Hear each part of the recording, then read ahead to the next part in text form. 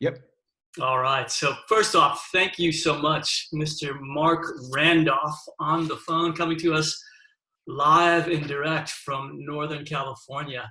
I want to jump right into this. First off, thank you again for your help with this. But I want to jump right into this. Can you tell our audience a little bit about what was your first business idea, the first memory you have about being a young entrepreneur? Well, so the first thing is back then there was no such thing as being an entrepreneur. I mean, of course, there were entrepreneurs, but no one used that term. It wasn't a thing. It wasn't anything you aspired to do or you went to school for. You just were one of those people who always had ideas and kind of had to try and make them happen. And seriously, I have been doing that all my whole life, probably starting when I was 5 or 6. I used to keep this little notebook that I jot down all of my inventions in. And so one of the first ones I remember, and only because I have a friend who still mercilessly teases me about it, it was a hairbrush that spun so that you could comb your hair by just holding the hairbrush in place. You didn't need Didn't to even need exert. to do the hand movements. Yeah, you can see it malfunctioned a little bit at one point in the past. But that was probably when I was 6 or 7 years old. So it's been part of me pretty much my entire life. That's awesome. Well, thank you again. For our audience, we're dealing with kids that are between the ages of 8 and 13 is what our competition, the first pitch for kids competition. And a lot of these kids probably don't know much about that Netflix story and who you are. So can you take the next couple minutes and again, do a little bit of an introduction into Marc Randolph? I think people kind of have an idea you're the co-founder of Netflix, but I'll leave it to you to do the who you are, and we'd like to get into that story about that whole Netflix ideation story. So take it away. Sure. Just give us our audience an overview of who you are. That'd be great. So probably the first and probably the most important thing is that I am no different than you are. That being an entrepreneur or being someone who's founded a company which is successful is not a superpower, and it's not like I had some magic gift. I imagine most of you are probably smarter than I am. You probably work harder than I do.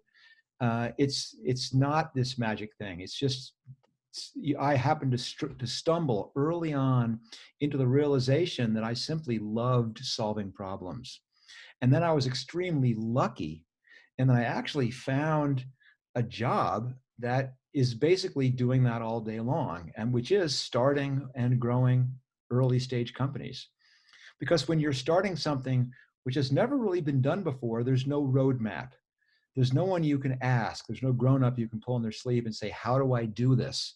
And if they tell you, they're making it up because no one's ever done it before. And I loved that feeling of there was no right or wrong answer. It was up to me to figure it out. And I was also lucky that um, I started when I was reasonably young. Probably, I started actually starting things when I was still in school, whether that was starting magazines or starting clubs or putting on plays. Those are all the exact same thing, where you have to convince people to help you. You have to sometimes go ask the school for money. You have to ask them for a place to do it. All the exact same things you do when you're starting a real company. And it was practice for that.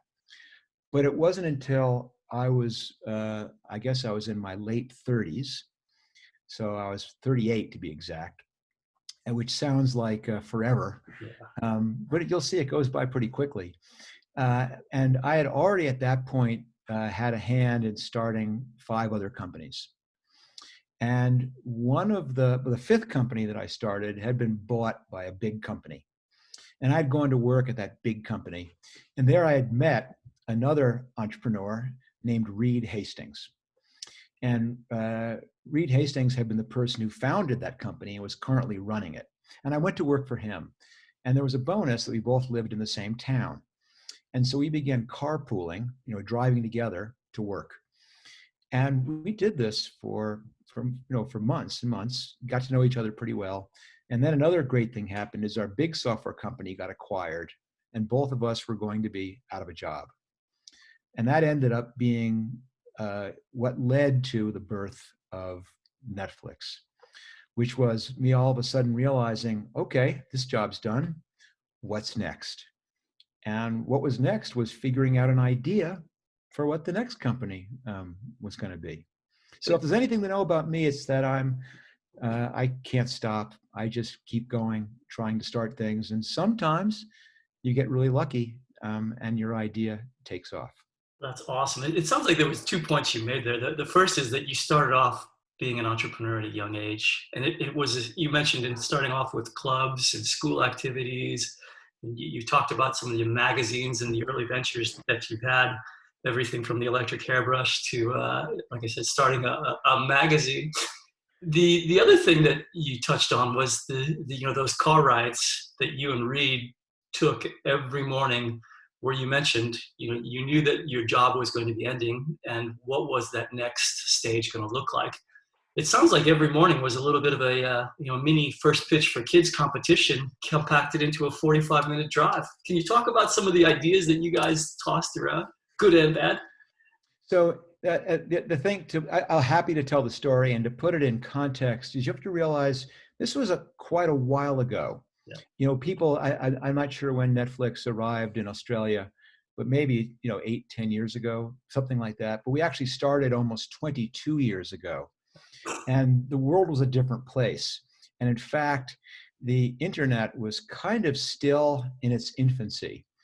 And people were just starting to sell things on the internet. And a little company named Amazon, which has not yet taken over your life there, but believe me, just wait, it will. At that point, was only selling books. But I saw how powerful I thought selling things on the internet could be. So the starting point for these drives was the belief that my next company would involve selling something on the internet. But the question is what and how? And so every morning, Reed Hastings would pick me up at my house, and together we'd start the drive over the mountains to our offices. And almost as soon as the door shut, I'd pitch him an idea that I'd had. And for example, these were pretty, I thought, great ideas. And so I'm going to pitch you right now one of these great ideas. All right, picture this: personalized shampoo. Nice. Yeah. You're going to cut off a lock of your hair, you're going to mail it to us, and our team of ace hair scientists, whatever that is, are going to formulate a custom blend just for you. And then you'll subscribe to it. And once a month, you'll get a fresh, well, no, you don't like that one? Okay, No. that's okay. Neither did Reed. So here's another one: custom dog food. We formulate a blend for your pet, for his age, its breed, its gender, its climate, its activity level, everything. And again, you subscribe to it, and we mail you a fresh batch once a month. He didn't like that one very much either. So another one was video rental by mail, where if you want to rent a movie for the night, great. You just come onto the website, pick your movie, and we'll mail it to you. And 2 or 3 days later, you'll have your movie. Now, that was a ridiculous idea, because back at the time, there was a company called Blockbuster, which was a video rental chain. And there was 9,000 Blockbuster stores. I mean, so at least in the United States, there was one. It was like Starbucks is, or like I'm not sure what trying to think of the Australian equivalent is, but there's one on every corner. Coffee So shop, exactly, like having a cafe or a coffee shop on every corner. Yep. yeah, who's going to wait 4 days when I can go next door? Another bad idea, but for some reason we liked it.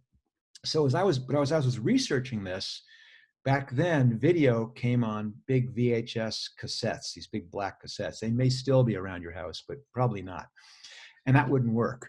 And so our breakthrough came when one morning Reed told me about this thing he'd read about called the DVD, which is a little disc that was thin and small and could hold a movie. Yeah. And it gave us an idea that maybe we could mail discs to people rather than these big heavy cassettes. Now, here's the kind of interesting thing that we did. Rather than running home and working on our business plan, and rather than going to the office and putting together our pitch deck, we did the thing which all good entrepreneurs do, is we immediately said, how can I figure out if my idea is a good one or not? And so we just turned the car around right in the middle of the drive and went back into town and went to look for a DVD, and there weren't any. It was in test market at the point. So he said we'd settle for a CD that music is on. Yep. And we bought a used CD. And we then went a few doors down and bought a little pink gift envelope, like you put a greeting card in. Put the CD in the envelope, addressed it to Reed's house, bought a stamp, and dropped it in the mail slot. And the next morning, when Reed picked me up, he didn't even have to say anything. He just held up the little envelope with an unbroken CD that had gotten to his house the next morning for the price of a stamp. And that was probably the moment we said, wow, this actually might work. That's awesome. That's an amazing story. The concept of ideation. You talked about how you again the thought process of coming up with these ideas. You mentioned Amazon as being a bit of an anchor point to say, the venture, the business that you wanted to start was going to use a little bit of that model in terms of sell something on the internet. And then you also use some new technology, this concept that, like you said, 20 years ago, a DVD was new. You couldn't even go out and buy them at the stores. Can you give some other examples of sort of ideas or innovations or entrepreneurial ventures that haven't been about just having sort of that one, everyone thinks that you need to have this amazing idea to start a business. What you've talked about is using some of the relevant sort of points and data points and information that's available to have the ability to ideate and spot the opportunity and bring together those disparate points. Like you said, doing it online, using the existing postal service and new technology. That sounds like it was a bit of the secret success to Netflix. I would say that's, I'll disagree slightly. And at the risk of throwing out everything that you're teaching people about entrepreneurship, ideas don't count for anything. So I agree. When people are saying, when you're saying people all believe they're looking for that one big idea, Yep. that's ridiculous. There's no such thing as the one big idea. And I get it. I mean, people love those epiphany stories where it's the one, okay, I can't get a taxi on New Year's Eve and boom, Uber. Yep. Or I can't, we can't pay our rent. I don't know, we'll put an air mattress in the spare bedroom and boom, there's Airbnb. Or even in Netflix's case, there's a late fee on a movie and boom, streaming video and Orange is the New Black. Doesn't happen like that. In fact, I've become so convinced that every idea is bad. Yep. They're all bad. In fact, all you guys out there who have these ideas, they're bad ideas. I promise. And I haven't even heard them yet. The trick is you don't know why they're bad. And your job as an entrepreneur is to find out why they're bad. And there's only one way to find out why it's a bad idea is by trying it in some way. So the secret sauce at Netflix was not some formula for we'll take 2 parts technology and we'll take 3 parts existing business model and 1 part current trend and make an idea. No, it was that we became really good at trying lots of bad ideas. We learned how to test things quickly and cheaply and easily. When the idea came for mailing DVDs, we did not spend 6 months researching blah, blah, blah, blah, blah. We just turned the car around and said, how can we figure out whether it's even possible to mail a CD? Is it going to break? I mean, how long will it take? And we found that out in 24 hours. And if Reed the next morning had held up a little envelope full of broken plastic pieces, fantastic. We just learned why it was a bad idea and it cost us 29 cents. That's awesome. That's a great story. I spend less time now worrying about how good the idea is and more on hearing, well, how do you plan to quickly figure out what's wrong with your idea so you can begin iterating your way toward the good idea? That's awesome. And I think that's great advice. Probably the most important advice that we can be giving young entrepreneurs is get outside and figure out, like I said, how to validate and what it works. And if it doesn't work, the story of your book, which, by the way, for all of our everybody that's watching this, it is listed up on our website on the First Pitch competition. It's the title is called That Will Never Work. So mindset, as a young entrepreneur, nobody likes to be told that's a bad idea, and yet here you are, one of the most successful entrepreneurs, the co-founder of quite arguably one of the top 3 brands in the world today. And you've just told everybody that their ideas are not good ones. How do you deal with that sort of that resilience and that mindset to acknowledge that That's right. That idea may not be the best one, but let's test it. Let's try it. Let's get it to a point where it works. Right. I'm not saying it's easy to hear. I mean, because the reason I called the book That Will Never Work is because that's, of course, what everyone told me. Yeah. You know, when you pitch your investors, that'll never work. Or Yeah. when you try and convince employees to come work for you, that'll never work. I mean, even my wife, said that'll never work. And here's the thing. So we spent, after we decided to go ahead, we spent 6 months and almost $1 million building the website, getting ready to test it. And we launched. And you know what? It didn't work.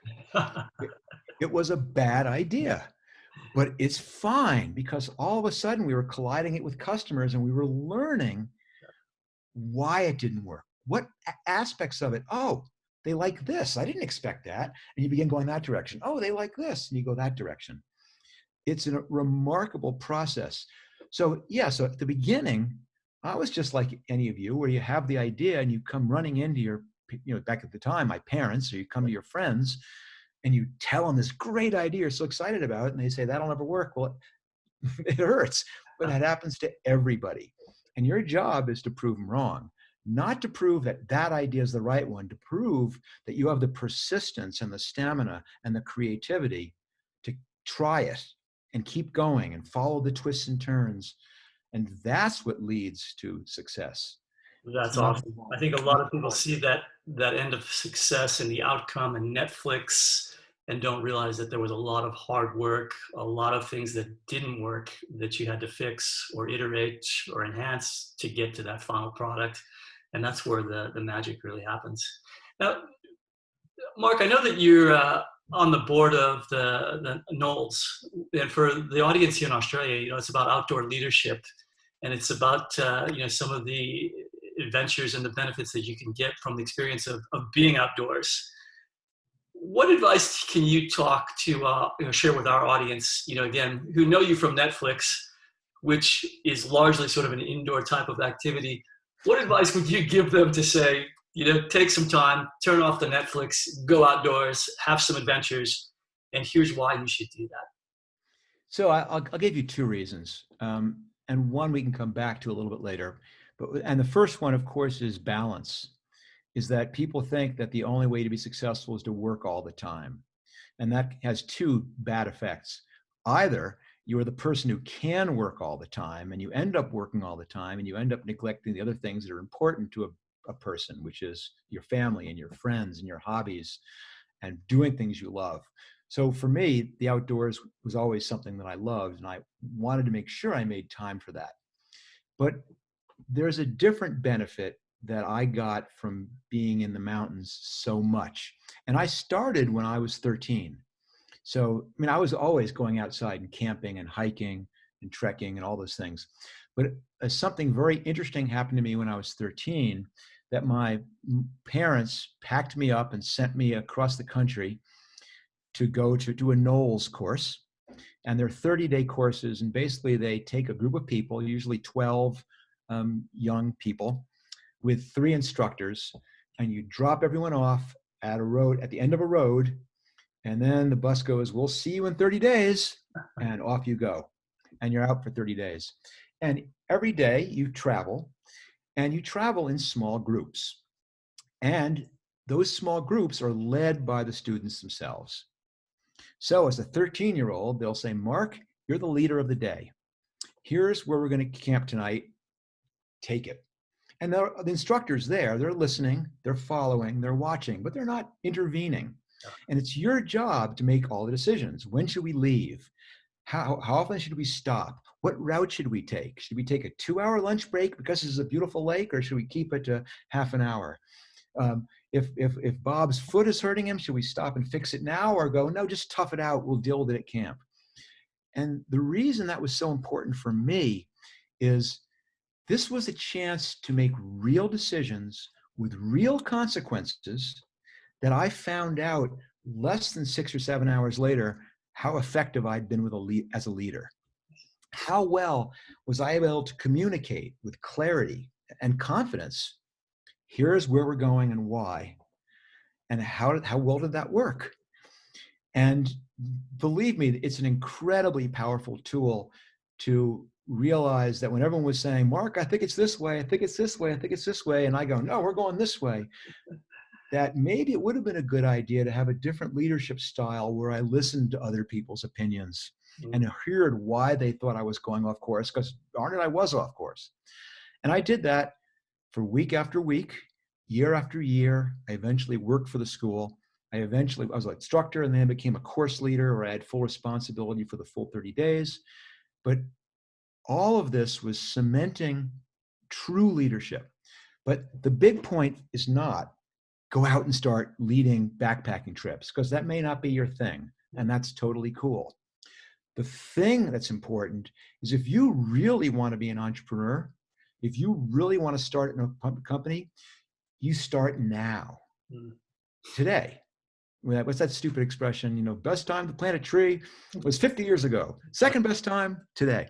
It's like that. You learned this skill not by reading books, not by, with all apologies to you, taking courses. You do it by doing those things in conjunction with practice. Yeah. Like you No, would no learn. apologies necessary. We're actually trying to get these kids to practice by doing. That, Like I said, but I'm telling you, it's not this abstract thing that you're saying. Yep. It is something that is genuine, that the way you learn this is by practicing, and you practice in low consequential things. The first time you learn how to, try to pick the right one, kick a footy, Yeah. is not stepping on the pitch at the grand finals. It's not, you learn it by just playing in the backyard and learning what it takes. That's the exact same thing. And you do that by doing it now, by starting clubs, by starting nonprofit groups, by selling things out of your bedroom. By doing the projects that I'm sure you're encouraging them to take up and start. This is the place where the future businesses of tomorrow are going to come from. That's great. And actually that answers the question I was going to ask you, which was, again, musicians practice scales. They've got a certain sort of routine that they work on to make sure that they master their instrument. It sounds like to be an entrepreneur, you need to be practicing these different elements and practicing them now to build that foundation of a base. Now for the pitch competition, we're focusing on ideation, opportunity analysis, and the pitch, which is public speaking. How would you suggest a young entrepreneur practice their public speaking or their pitching? You mentioned, and I guess just to set the stage, you mentioned some examples that you can be doing in some of those other areas. Like you said, selling things from your home, selling things at school, starting clubs, trying to start some little ventures. Public speaking, pitching is a bit of a different one. How would you suggest that they go about that? I'd argue it's not that different. I mean, pitching requires that you understand your audience.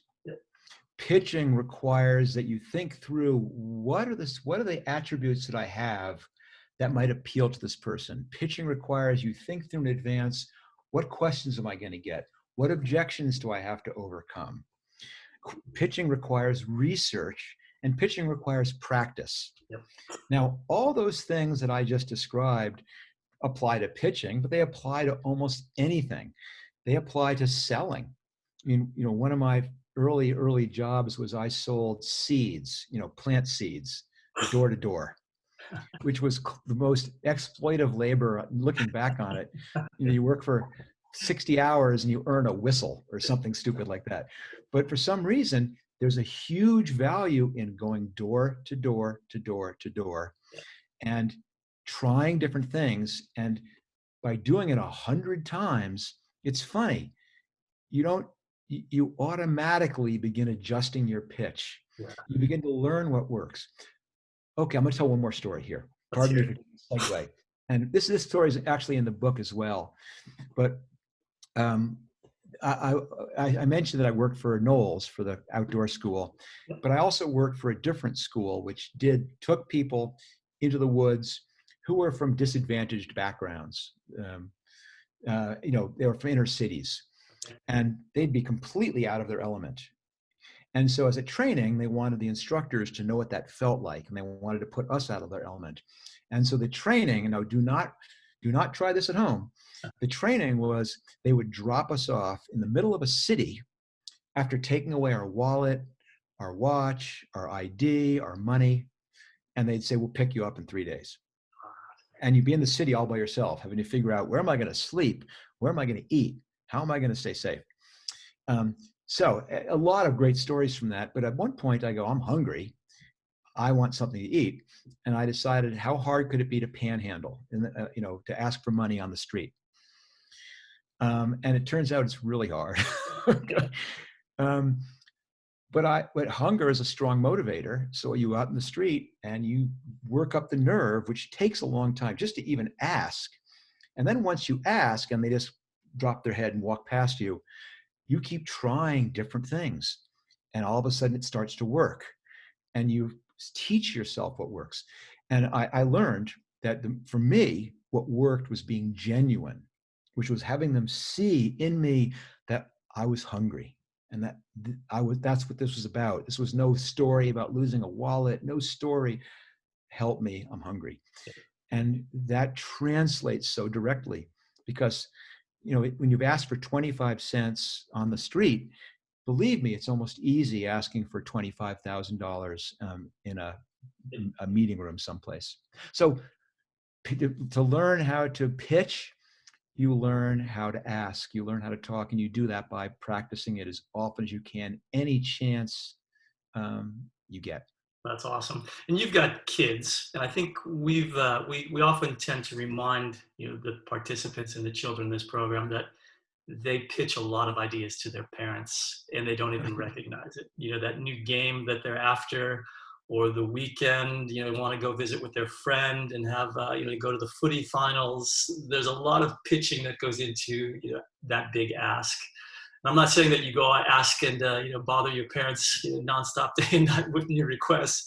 But to your point, this is a skill that you use throughout your entire life, and being genuine is the core of what I think is going to get you that relationship with people, whether it's, like I said, asking for money for a new venture, or putting that that request for why you should go to the footy finals with your parents. So And practice, practice, practice, practice, practice. yep, I'll never go into a pitch without having done it 50 times. yeah, I mean, enough so that with people who, this is not early, yeah, when you're doing it at a big scale, when you're asking for millions of dollars, you want to know that what you're saying. You want to know how it sounds. I tape myself.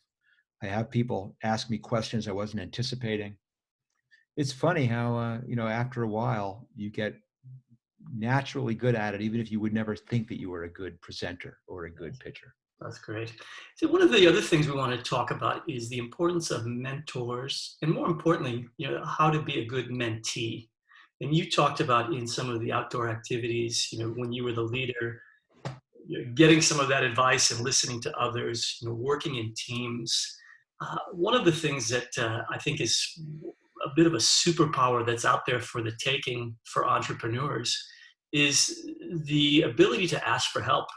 And a classic example is I reached out to you via email through your website and said, "Listen, we're putting on this pitch competition. We'd love to have you help give some of your knowledge and really generate interest around the competition." And no surprise, I think within 2-3 days, I got a response that said, "I'm in. Let me know what I need to do to help." That it's not just limited to entrepreneurship. I think people at their heart are good people, and if you ask someone for help, 99.9 times out of 100, people will help you if you are genuine in your request, and you're not asking for someone to stay up till 3 o'clock in the morning, or give them $100,000 just because you think it's a good idea. But the sooner that we can talk about this and get people to understand, particularly, like I said, entrepreneurs, young people, that there's a lot of great information that you can tap into and help you on that journey. Can you talk about, I guess, your experience as being a mentee, and flip side as being a mentor, and what advice you would have for younger people, like I said, that are watching this show? Well, certainly the one thing you said is so true, which is don't ask, don't get. Uh, and it's remarkable how open people are to helping if they're asked. And maybe I might quibble a little bit with the 99.9% hit ratio, Yep. but certainly it's well more than a quarter of 30%, which isn't that bad. It means if you ask 3 people, one of them will say yes. That's pretty easy. Yeah. And listen, what's the worst they can say? No. Uh, so definitely reach out for help. It definitely is the best way to find things out. I mean, my son is like incredibly aggressive and successful at getting anyone to talk to him. It's really he'll hear about someone interesting, CEO of a big company, and he'll just email him and go, "Hey, if you spare half an hour, I've been following your." But he thinks it through. He knows he's not just randomly asking. He knows who the person is and what resonates. So here's the advice. So the first one would be as a mentee, and it's that don't what's the word to say this? Don't waste people's time. That's a great way to say it. Yeah. I mean, you have It's to think through what you're asking and what you want. if someone emails me, for example, and says, "Hey, Mark, I'd love you to help me get a job at Netflix." I immediately know they haven't done the most basic research, which is that I haven't worked at Netflix, in a long time. Yep. If someone had in the email says, "Mark, I know that since you've let Netflix, you've also done this and this, and I watched some of your speeches, and I've heard you say this and this, and it's so interesting, and I think there's a lot that I could learn. Could I get a few minutes of your time to ask you this sort of thing?" Which is the ask has to be, why me? Yep. Why the mentor? Why now? Why this connection? Rather than this random talk to me. Yes. Well, if you get a lot of no's to that, it's not surprising. Yep. So it just takes a little bit of effort to do a little bit of research so you're not wasting someone's time. That's probably the big one. The other one is, and this is not just someone, it may not be as applicable for you. Oh, no, yes, it is. You're asking about the idea you have. You're asking about some business problem you're running into as you begin working on your pitch or your business model. Yep. Being a great entrepreneur requires two different things that somehow are contradictory to each other. I do mentoring, and I look for this in the entrepreneurs I work with because it's so rare. So number one is you have to have tremendous self-confidence, because you've got to be the kind of person that when everyone says that'll never work, you say, "Oh, I'm going to figure this out." Yep. So yes, great self-confidence, but you've got to be someone who knows how to listen. And those two things can be in conflict. And there's a difference between when you hear someone say, "Here's some reasons it may not work." The person who's only self-confidence just begins saying, "No, you're wrong, you're wrong. Here's why it'll work, here's why it'll work."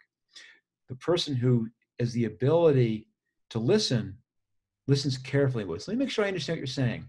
Okay, I think, because then they can really hear what the advice the person is offering. Then they can go back and think about it and go, does that make sense? Does this affect my planning? That's a hugely valuable way, not only to work with a mentor, but to be a mentee yourself. That's And awesome. it's really hard. That's So great advice. Like you said, how do you balance that confidence and sort of ability to say that I'm going to solve this problem, but counterbalance that with the ability to take on feedback and realize that, like you said, no idea comes into your mind as a 100% successful business plan or business idea. It's going to have its flaws, and you, like I said, you can learn more by asking people how to help some of those. exactly. One of the interesting things that your father gave to you when you graduated from college was the 8 rules for success. We're dealing with a completely different sort of age group in terms of where they're at in their life. I still think some of those rules are very much applicable. Primarily, the one about be prompt and always do 10% more. Just curious to see your thoughts. If you were dealing with someone who was graduating from year 6, what are sort of 3 rules that you would give them for success for that next phase of their life that they could use as a foundation cornerstone? It's funny though, because those Randolph rules for success, and they're near the end of my book. I wanted to repeat them for people. That's what my father wrote down for me in a yellow piece of paper on the day before I was starting my first job. And my father was a banker. He was an investment banker, worked on Wall Street, successful. And so it would have been very easy for the Randolph rules of success to have been businessy rules, like, Yep. happiness is positive cash flow, or, buy low and sell high, or some kind of business stuff. But what's funny about the things he all wrote down for me, they were basically translated to be a good guy, because he really believed it was very possible to be a good person and still be successful. And in fact, that success came more readily to people who are good people. And I think that advice doesn't change. And you picked probably my two favorite pieces of advice off the whole list. The number one was always do 10% more than you're asked. And I can tell you, as having been a boss for many people, how powerful a force that is. It is like walking around with this big neon sign over your head that's with arrows going, this person is competent, this person's reliable. And if you're in a growing business, there's always openings. There always need people. And what they need is someone with 7 years of experience and 2 degrees, but they can't find that. So they go, okay, Jim, this guy is a learner. He's a doer. Let's give him a shot. And you get opportunities you never would have believed. And a lot of times people think no one's watching. Why should I work harder than everyone else? Everyone else is slacking off. People see it. It's so powerful. It's a magic, magic wand. The other one, which is be prompt, it's that it's a sign of respect. That showing up late to things is basically having the neon sign that says, I don't care, or I'm more important than you. And that's just a terrible attitude to come into a group where you're working with other people and you have to respect their time. And again, it's a very powerful thing that you're always the person who's there on time. And these are both things that you can do in school. Yeah. You can do in your hobbies, you can do your clubs. These are not ones that require you to be working at a huge startup or a huge company. They're things you can apply every minute of your life. That's awesome. Well, Mark, I really appreciate your time. I know that we've gone almost to 40 minutes, so I'm not sure if we're going to get dropped on our Zoom call here. But this has been amazing, tremendously helpful from our perspective. So I think, as we help build that next generation of entrepreneurs and instill that entrepreneurial mindset that, I've taken away from this, resilience, confidence, and again, being a good person. I think if we can, if those are three takeaways that the children of today hear about, they've got that opportunity to go on and create the next Netflix or social venture, or again, be an outdoor leadership guide or counselor or chairman of the board. So lots of good things happen to good people, and appreciate your time.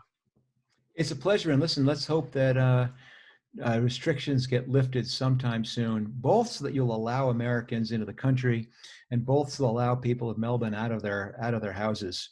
But maybe next year I can come and see. I'll show you my little. There you go. Oh, that's the wrong one. You gotta have the Essendon Bombers. I don't know how you got stuck with North Melbourne.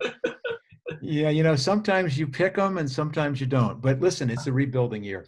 But hopefully I'll be able to come back, and then I will be delighted to talk to some of your entrepreneurs in person. We'd love to see you because, like I said, this competition, it's got a lot of great interest, and it's only going to get bigger and better. So next year we've got big plans to expand it all the way up to the sort of the secondary high school level. And awesome. Create some different age categories for it. And like I said, make it just version 1.2.0, bigger and better. So thank you again for everything that you've done. Thank you for making time to talk with us. And I'm sure that, like I said, the entrepreneurs, the young aspiring entrepreneurs are going to get a lot out of this. So awesome. Good luck to all of you. Thank you. I'll stop recording there, Mark.